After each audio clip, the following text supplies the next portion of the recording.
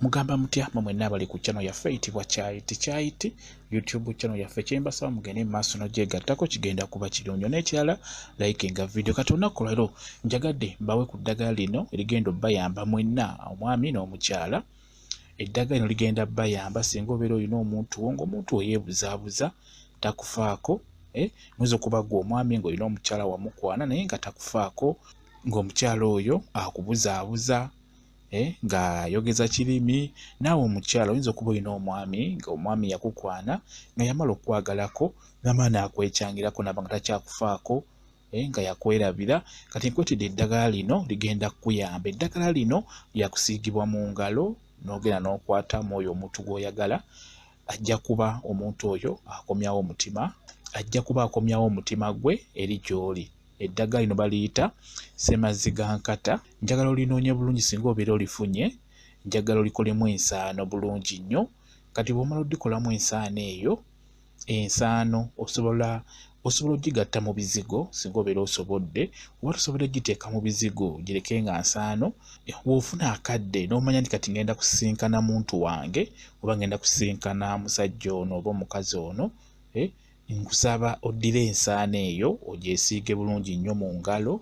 Omala ogyesiiga mu ngalo genda osisinkana omuntu oyo. Kati omuntu oyo mukumusisinkana nkusaba omukwate mu ngalo, obeera olina mukwata mu ngalo.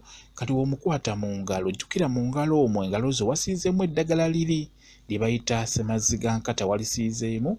Kati omuntu oyo mukwate mu ngalo, w'omukwata mu ngalo olina okulaamiriza ng'omukutte mu ngalo.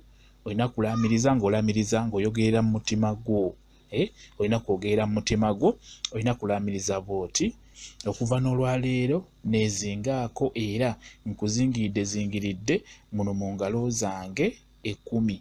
Oba omukutteko ng'omukutte mu ngalo olina kwogera bw'oti nti nkuzingiridde mu ngalo zange zino 10 oba mu ngalo zange zino 5.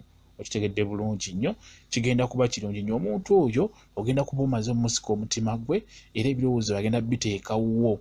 Okitegedde bulungi nnyo. Gwe kyensaba njagala ofune eddagala eryo bulungi nnyo olyanike. Olina lyanika mu nnyumba, tolyanika mu kasana. Ekyo nkibagamba nnyo, njagadde ntereeze nnyo mu kintu kino. Eddagala tolina kulyanika mu kasana, lyanike mu nnyumba, likalire mu nnyumba. Walimala okukala bulungi likolemu ensaano entuufu, osobola ogiteeka mu bizigo.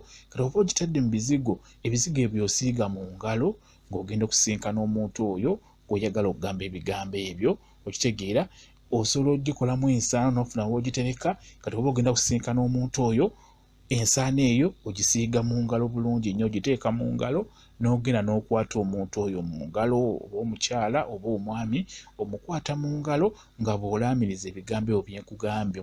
Olina byogerera mu mutima gwo. Okitegeera, olina kwogerera mu mutima gwo nti okuva n'olwaleero neezingaako era nkuzingiridde muno mu ngalo zange 10 oba mu ngalo zange zino 5.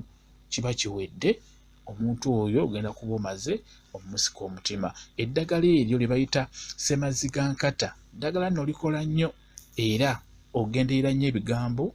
Olina okugenderera ebigambo by'oyogererako kuba eryo ddyo ligenderera nnyo ku bigambo ebyo by'oba olamiriza ku ddagala eryo.